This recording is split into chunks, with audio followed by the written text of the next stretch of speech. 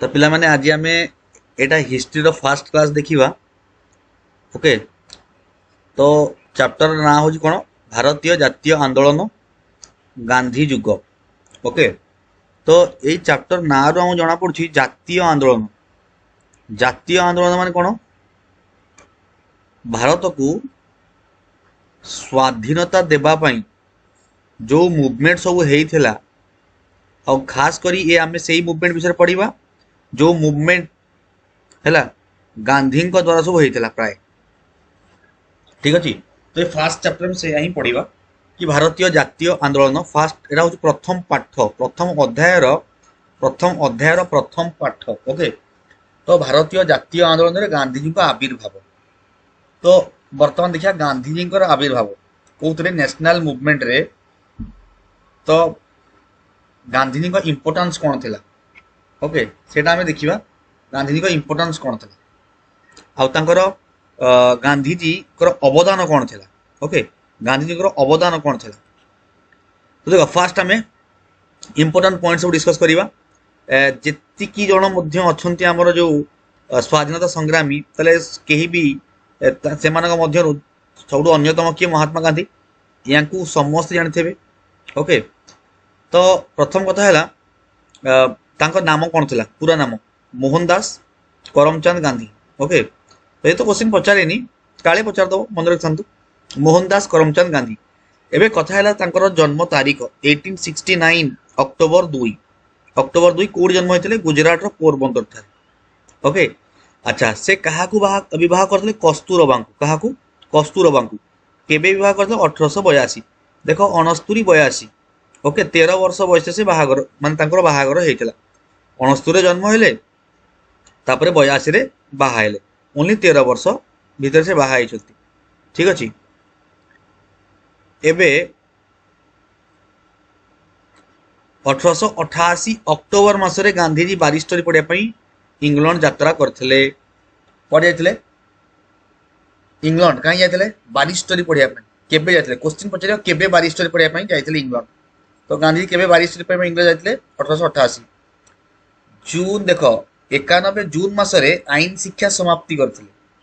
तो आईन शिक्षा सरला केबे 1891 जून मासरे है। तापर से व्यवसाय आरंभ कले कोठी आईन व्यवसाय कोठी गले ना बॉम्बे रे आउ राजकोट गुजरात रे है बॉम्बे रे आउ राजकोट रे।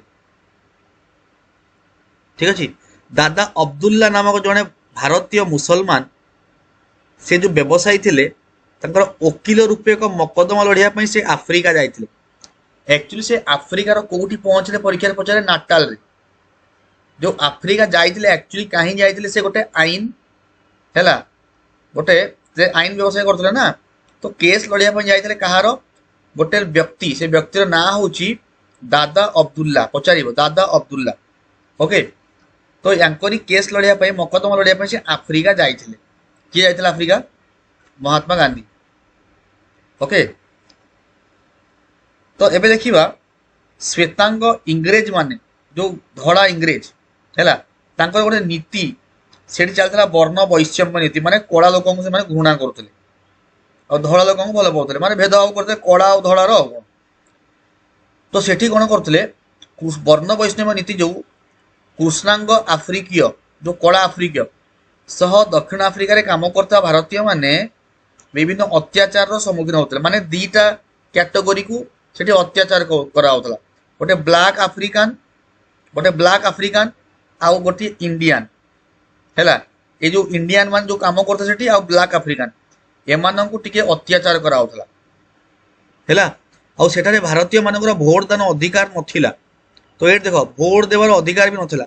तो केतेटा जिनस आसिला गांधी जाई सेठी कौन कौन सब देखिले गोटे देखिले वर्ण वैषम्य नीति देखिले वर्ण वैषम्य नीति आउ गोटे देखिले है भारतीय मानकर भोट देवार अधिकार नहीं भारतीय मान भोट देवार अधिकार नहीं।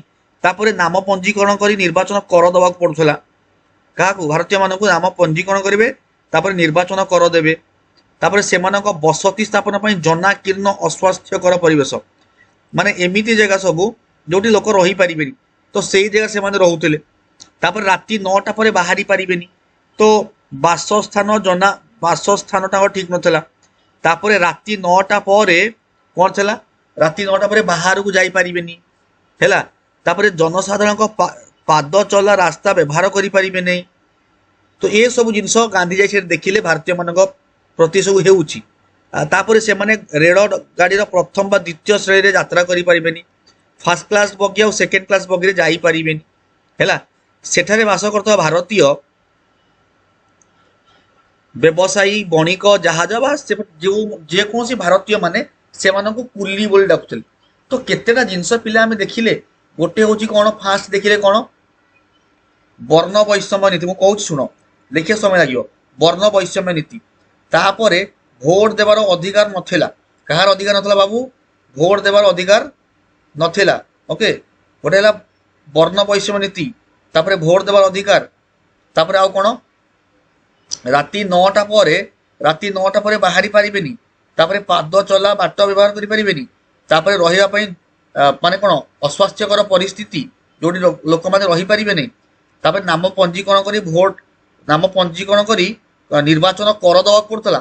ଏସବୁ ଜିନିଷ ହେଲା ଗାନ୍ଧୀ ଯାଇକି ଦେଖିଲେ କାହା ପ୍ରତି ଅତ୍ୟାଚାର ହଉଛି ନା ଭାରତୀୟ ମାନଙ୍କ ପ୍ରତି। ଆଉ ତାପରେ ଭାରତୀୟ ମାନେ ସେଠି କୁଲି ବୋଲି ସମ୍ବୋଧନ କରୁଥିଲେ। ଓକେ, ଗାନ୍ଧୀଜୀଙ୍କୁ କଚେରୀ ଭିତରେ ପଗଡି କାଢିବାକୁ କୁହାଯାଇଥିଲା। ସେ ରାତି 9ଟାରେ ପାଦଚଲା ରାସ୍ତା ୟୁଜ୍ କରିଦେଇଥିଲେ। ପୋଲିସ ତାଙ୍କୁ ଆକ୍ରମଣ କରି ପୋଲିସର ଆକ୍ରମଣର ଶିକାର ହେଇଥିଲେ। ଓକେ, ତ ସମସ୍ତ ହୋଟେଲ ତାଙ୍କୁ ରହିବାକୁ କୋଠରୀ ଦେବା ପାଇଁ ମନା କରିଦେଇଥିଲା। ସେ ରହିପାରିବେନି, ତାଙ୍କୁ ରୁମ୍ ମିଳିଲାନି ହେଲା। ଗାନ୍ଧୀଜୀଙ୍କୁ ହୋଟେଲରେ ରୁମ୍ ମିଳିଲାନି, ଠିକ ଅଛି। ସେ ସମୟରେ ତାଙ୍କର ଜଣେ ଶ୍ଵେତାଙ୍ଗ ସହଯାତ୍ରୀଙ୍କ ଅଭିଯୋଗ କ୍ରମେ ଗୋଟେ ଷ୍ଟେସନରେ ରେଳଗାଡ଼ିର ଗାର୍ଡ ଓ ପୋଲିସଙ୍କ ଦ୍ୱାରା ତାଙ୍କୁ ଜିନିଷପତ୍ର ସହ ଉକ୍ତ ରେଳ କୋଠରୀକୁ ଠେଲି ଦେଇ ବାହାର କରାଯାଇଥିଲା। ମାନେ ଟ୍ରେନରୁ ତାଙ୍କୁ ଠେଲି ଦିଆଯାଇଥିଲା। ଓକେ, ତ ଏଟା ଥିଲା କ'ଣ, ଭେଦଭାବ, ଡିସ୍କ୍ରିମିନେସନ ହଉଥିଲା, ଡିସ୍କ୍ରିମିନେସନ। ତ ଗାନ୍ଧୀ ଏସବୁ ଦେଖିଲେ। ତ ଏସବୁ ଦେଖିଲା ପରେ ଶ୍ଵେତାଙ୍ଗ ମାନଙ୍କ ବ୍ୟବହାରରେ ଗାନ୍ଧୀଜୀଙ୍କ ମନ ବିଦ୍ରୋହୀ ହୋଇ ଉଠିଲା। ଗାନ୍ଧୀଜୀ କହିଲେ ମୁଁ ୟାଙ୍କର ବିରୁଦ୍ଧରେ ବିଦ୍ରୋହ କରିବି ହେଲା। ଗାନ୍ଧୀ ଆଉ ସହିପାରିଲେନି। ସେଠାରେ ଭାରତୀୟ ମାନଙ୍କ ମଧ୍ୟରେ ରାଜନୈତିକ ସଚେତନ ଜାଗ୍ରତ କରିବା ପାଇଁ ସେ କ'ଣ କଲେ, ସେଠି ଗୋଟେ ସଂଗଠନ ତିଆରି କଲେ, ନାଟାଲ ଭାରତୀୟ କଂଗ୍ରେସ। ଯଦି ପଡ଼ିବ କାହିଁକି ନାଟାଲ ଭାରତୀୟ କଂଗ୍ରେସ ଗାନ୍ଧୀଜୀ ତିଆରି କଲେ, ତ ଏ ସବୁ ପଏଣ୍ଟ ମଧ୍ୟ ଆମେ ଲେଖିପାରିବା ହେଲା। ଏମିତି ଗୋଟେ ଲଙ୍ଗ କ୍ୱେଶ୍ଚିନ୍ ଆସିପାରେ, ଭାରତୀୟ ଜାତୀୟ କଂଗ୍ରେସ ହେଲା କେମିତି ତିଆରି, କିପରି ତିଆରି ହେଲା, ଗାନ୍ଧୀଙ୍କ ଦ୍ୱାରା କିପରି ତିଆରି ହେଲା। ତ ସେ କ୍ୱେଶ୍ଚିନ୍ର ଆନ୍ସର ଇଏ ହେଇପାରିବ କି ଗାନ୍ଧୀ ଯେତେବେଳେ ଆଫ୍ରିକାରେ ପହଞ୍ଚିଲେ ଏଇ ସବୁ ଘଟଣା ଦେଖିଲେ। ଘଟଣା ଦେଖିଲା ପରେ ତାଙ୍କ ମନ ବିଦ୍ରୋହୀ ହେଇଗଲା। ଫଳରେ ସେ କ'ଣ କଲେ, ନାଟାଲ ଭାରତୀୟ କଂଗ୍ରେସ ତିଆରି କଲେ। ଓକେ, ତ ଏଟା କ'ଣ ଥିଲା, ଗୋଟେ ରାଜନୈତିକ ଅନୁଷ୍ଠାନ। ତ ଗାନ୍ଧୀଙ୍କର ଫାଷ୍ଟ ରାଜନୈତିକ ଅନୁଷ୍ଠାନ କହିଲେ ମଧ୍ୟ ଚଳିବ। ଓକେ, ଶ୍ଵେତାଙ୍ଗ ମାନଙ୍କ ଅତ୍ୟାଚାର ସମ୍ବନ୍ଧରେ ଜନସାଧାରଣଙ୍କୁ ଅବଗତ କରିବା ପାଇଁ ଇଣ୍ଡିଆନ ଓପିନିଅନ। ଆଚ୍ଛା, ପ୍ରଥମେ ସେ ତିଆରି କଲେ ନାଟାଲ ଭାରତୀୟ କଂଗ୍ରେସ, ତାପରେ ଗୋଟେ ସେ କ'ଣ ସମ୍ବାଦ ପତ୍ରିକା ଗୋଟେ ଛାପିଲେ ଇଣ୍ଡିଆନ ଓପିନିଅନ, ଯୋଉଥିରେ ସବୁ ଲୋକମାନଙ୍କୁ ଅବଗତ କରାଇବେ, ଜନସାଧାରଣ ମାନଙ୍କୁ ଅବଗତ କରାଇବେ କେମିତି ତାଙ୍କ ଉପରେ ଅତ୍ୟାଚାର ହଉଛି ହେଲା, ସେମାନେ କେମିତି ବିରୋଧ କରିବେ। ତ ଇଂରେଜ ମାନଙ୍କ ବିରୋଧ ସଂଗ୍ରାମ କରିବା ନିମନ୍ତେ ଗାନ୍ଧୀ ନେତୃତ୍ୱ ନେଲେ। କୋଉଠି ଅଛନ୍ତି ବର୍ତ୍ତମାନ? ବର୍ତ୍ତମାନ ଗାନ୍ଧୀ କୋଉଠି? ବର୍ତ୍ତମାନ ଗାନ୍ଧୀ ଆଫ୍ରିକାରେ। କୋଉଠି ଅଛନ୍ତି? ଆଫ୍ରିକାରେ ଅଛନ୍ତି। ଆଫ୍ରିକାରେ ଇଂରେଜ ମାନେ ଇଣ୍ଡିଆନ ପ୍ରତି ଆଉ ବ୍ଲାକ୍ ଆଫ୍ରିକାନ ପ୍ରତି ଯାହା ସବୁ ଅତ୍ୟାଚାର କରୁଛନ୍ତି ତାକୁ କେମିତି ହେଲା ତାର ମୂଳୋତ୍ପାଟନ ପାଇଁ ବର୍ତ୍ତମାନ ଗାନ୍ଧୀ ଚିନ୍ତା କରୁଛନ୍ତି। ଓକେ, ଏବେ ଆଗକୁ ଯିବା। এই সংগ্রাম সময়ে সে সত্য অহিংসা উপরে আধারিত নূতন অস্ত্র সত্যাগ্রহ, তো যে অস্ত্র তাঁর কোণ লা গান্ধীজীଙ୍କର সত্যাগ্রহ। ওকে, 1906 খ্রিস্টাব্দରେ ଯେତେବେଳେ ଦକ୍ଷିଣ ଆଫ୍ରିକା ସରକାର ଏକ ଆଇନ ପ୍ରଣୟନ କରି, କ'ଣ ଆଇନ ପ୍ରଣୟନ କଲେ ଦେଖିବା ଟିକେ। କ'ଣ ଆଇନ ପ୍ରଣୟନ କଲେ? ଭାରତୀୟଙ୍କୁ ନିଜର ଅଙ୍ଗୁଳି ଛାପ ଥିବା ପଞ୍ଜୀକୃତ ପ୍ରମାଣପତ୍ର ସବୁବେଳେ ନେଇକି ତାଙ୍କ ସହିତ ବୁଲିବେ। ଏଟା ସମ୍ଭବ? ବୁଲିବା ବାଧ୍ୟତାମୂଳକ କରିଦେଲେ। ଯୋଉ ଆଙ୍ଗୁଳି ଛାପ ଆଇନ ଗୋଟେ ଆସିଲା, ଯୋଉ ପ୍ରମାଣପତ୍ର ତାଙ୍କ ପାଖରେ ଅଛି ହେଲା, ଯୋଉ ଫିଙ୍ଗର ପ୍ରିଣ୍ଟ ଦେଇକି ସେମାନେ ପ୍ରମାଣପତ୍ର ରଖିଛନ୍ତି, ସଦାବେଳେ ସେଇଟାକୁ ନେଇକି ବୁଲିବେ, ତାକୁ ସଦାବେଳେ ନେଇକି ବୁଲିବେ। ତ ଗାନ୍ଧୀ ଏ ଆଇନ ବିରୋଧରେ ଆନ୍ଦୋଳନ କଲେ। କହିଲେ ଏମିତି କ'ଣ ହେଇପାରିବ? ଏହି ଆନ୍ଦୋଳନରେ ପ୍ରଥମେ ସତ୍ୟାଗ୍ରହ ଅସ୍ତ୍ର ପ୍ରୟୋଗ ହୋଇଥିଲା। ଆଙ୍ଗୁଳି ଛାପ ଆଇନ ବିରୋଧରେ ପ୍ରଥମେ ସତ୍ୟାଗ୍ରହ ଅସ୍ତ୍ର ପ୍ରୟୋଗ ହୋଇଥିଲା। ତ 1906 ସେପ୍ଟେମ୍ବର 11ରେ ଜୋହାନ୍ସବର୍ଗ ଏମ୍ପାୟାର ଥିଏଟରରେ ଗୋଟେ ସଭା ଅନୁଷ୍ଠିତ ହେଲା, ଗୋଟେ ମିଟିଂ ହେଲା ଜୋହାନ୍ସବର୍ଗରେ। ଓକେ, କ'ଣ ହେଲା? ଆଫ୍ରିକାରେ ଥିବା ଭାରତୀୟ ମାନେ ଏହି କଳା ଆଇନକୁ ଅମାନ୍ୟ କରିବା ପାଇଁ ଦୃଢ଼ ସଂକଳ୍ପ ନେଲେ। ସମସ୍ତେ ପ୍ରତିଜ୍ଞା କଲେ ଏଇ ଯୋଉ ଆଙ୍ଗୁଳି ଛାପ ଆଇନ ଅଛି ଆମେ ୟାକୁ ମାନିବା ନାହିଁ, ଆମେ ୟାକୁ ମାନିବା ନାହିଁ। ସରକାର ଅନେକ ଆନ୍ଦୋଳନକାରୀଙ୍କୁ ବନ୍ଦୀ କରି ରଖିଦେଲେ। ତ ଯେତେବେଳେ ଆନ୍ଦୋଳନ ହେଲା କହିଲେ ଆମେ ମାନିବୁନୁ, ତ ଇଂରେଜ ସରକାର ସମସ୍ତଙ୍କୁ ନେଇକି जेल रे पकईदेले गांधीजी को जोहान्सबर्ग कारागार रखिले है गांधीजी कोड रखिले जोहान्सबर्ग कारागार रे परीक्षा पड़ो गांधी कोड रखते जोहान्सबर्ग एक अहिंसा यही अहिंसा आंदोलन विरोध में सरकार दमनमूलक नीति सरकार कौन कले दमनमूलक नीति एटा केमिति सरकार ये आंदोलन को चपेबे है दमनमूलक नीति अधिक संख्यक भारतीय मान आईन अमान्य करने प्रेरणा कला गांधीजी सत्याग्रह नीति सफल हो गला इतिमध्य सरकार द्वारा भारतीय मान उद्देश्य प्रणीत देशांतर गमन निषेध आईन विरोध में अनेक भारतीय मान 1908 अगस्त रे नाटाल सीमा पार हो गले ताकू मध्य से कौन कले अमान्य कले नियम थिला एमाने टपी पारिबेनी सीमा पार करि पारिबेनी तो एमाने कौन कले नाटाल सीमा पार हो गले ट्रांसवर्सल गमन करदे जेमिति ट्रांसवर्सल गमन कले गिरफ कले सेही वर्ष अक्टोबर रे गांधीजी को मध्य बंदी करा गला तो दी थर गोटे नाटाल जोहान्सबर्ग रखा गला हैला तापर एठी ताको पुणी 1908 मसिया रे जो नाटाल सीमा पार हेते ता पई मध्य गिरफ करा गला आंदोलन प्रशमित होगा परिवर्ते अधिक शक्तिशाली है आंदोलन दबिब कौन एक्सेस बढ़ीगला 1913 मार्च 14 रे सब पॉइंट मन रखिबो 1913 मार्च 14 रे दक्षिण आफ्रिका उच्चतम न्यायालय एक निष्पत्ति गोटे है कौन ख्रिस्टियान रीति अनुसार जो सब बाहागर होईची यदि ख्रिस्टियान नीति अनुसार होइतबो ताहाले से स्वीकृति प्राप्त नहले प्रत्याहार हबो अरे ये गोटे बड़ टेंशन आसी आपन हैला तो इंडियन माने कौन कहले एमाने तो इंडियन माने पुणी ता विरोध में कौन कले आंदोलन कले दक्षिण आफ्रिका गांधीजी नेतृत्वाधीन शेष आंदोलन है प्रथमे कौन है प्रथमे नाटाल भारतीय कांग्रेस तैयारी है दमनमूलक कार्य कले सबू जो सरकार कले दमनमूलक कार्य एमाने आंदोलन कले जो आमर अत्याचार होता भारतीय मान आफ्रिका ब्लैक आफ्रिकान मान ता एगेन्स्ट माने कौन कले सत्याग्रह कले सरकार दमनमूलक नीति अवलंबन करे कले तापरे से नियम सब आनिले आंगुड़ी छाप आईन आनिले ता विरोध आंदोलन कले तापरे हमर जो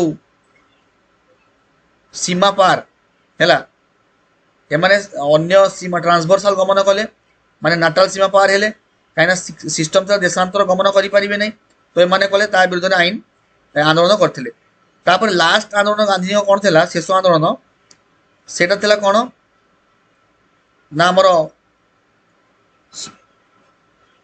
जो विवाह है जो ख्रिस्टियान रीति रे विवाह होते सेटा ही कौन हो पार स्वीकृति हम ता विरोध में आंदोलन कले लास्ट आंदोलन कौटी आफ्रिका रे गांधीजी को नूतन संग्राम निकट में इंग्रेज सरकार हार मानिगले एवं केतेक अपमानजनक आईन प्रत्याहार करने बाध्य है तो बहुत सारा माने जो बेकारी आईन सब करते इंग्रेज सरकार ताकू से कौन कले रद्द कले विड्र कले विड्र करने बाध्य है गांधीजी एमती आंदोलन कले ओके एबे देखिबा तो गांधीजी पाखापाखि आम कह गांधीजी जो माने तांकर जो आंदोलन आफ्रिका रे प्राय सफल है ठीक अच्छे आ चेष्टा फुल जो माने सक्सेस है जी चेष्टा करते से आफ्रिका रे एबे से 1915 जानुआरी 9 तारिख रे गांधीजी भारत को फेरिले रिटर्न एटा परीक्षा पचार केबे फेरिले ये डेटा मन रखियो जानुआरी 9 1915 जानुआरी 9 तो गांधीजी गोपाल कृष्ण गोखले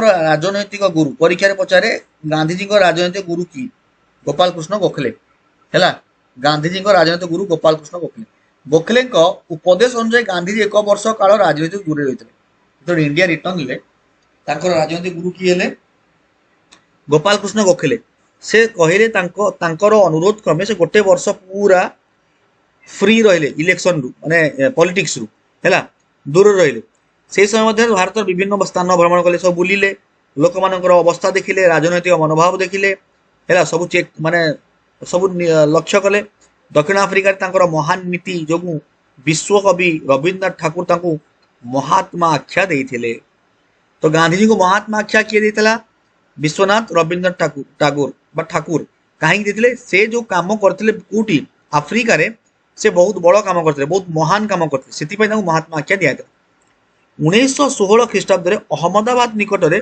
साबरमती नदी कूल आश्रम तैयारी करते किए गांधीजी ठीक अच्छे तो गांधीजी मतरे सत्याग्रहर अर्थ भीरुता नुहे सत्याग्रहर अर्थ होची सत्य प्रति आग्रह है सत्य प्रति आग्रह और शांतिपूर्ण आंदोलन सत्याग्रहर अर्थ होची सत्य सत्य प्रति आग्रह आउ शांतिपूर्ण आंदोलन। ओके आगु जीवा 1917 रे इंग्रेज उपनिवेश गुडी हैला पाई भारतीय मानक नियुक्ति को बंद न कले सरकार विरोध में सत्याग्रह आरंभ करने पाई धमक देते गांधी। ओके प्रारंभिक स्तर में भारत में द्वारा संगठित केतेक आंदोलन होता एवं देख फास्ट आंदोलन गांधीजी फास्ट आंदोलन इंडिया रे चंपारण जोटा बिहार रे अछि हैला चंपारण। तो ये जो चंपारण आंदोलन आम बर्तमान या पर देखिबा चंपारण आंदोलन खेड़ा आंदोलन अहमदाबाद लुगा कारखाना हैला तापर जालियानवाला बाग हत्याकांड ये सब हम देखिबा। बर्तमान एटा हमर पार्ट 1 एट स्टॉप करिबा हैला तापर आउ गोटे पार्ट नै कि आसी बाकी तो जो सब माने हमर आंदोलन सब होइतला से आ गोटे पार्ट रे रहिबो। ओके तो एटा पार्ट 1 या पर पार्ट 2 रा आसीबो ठीक अछि।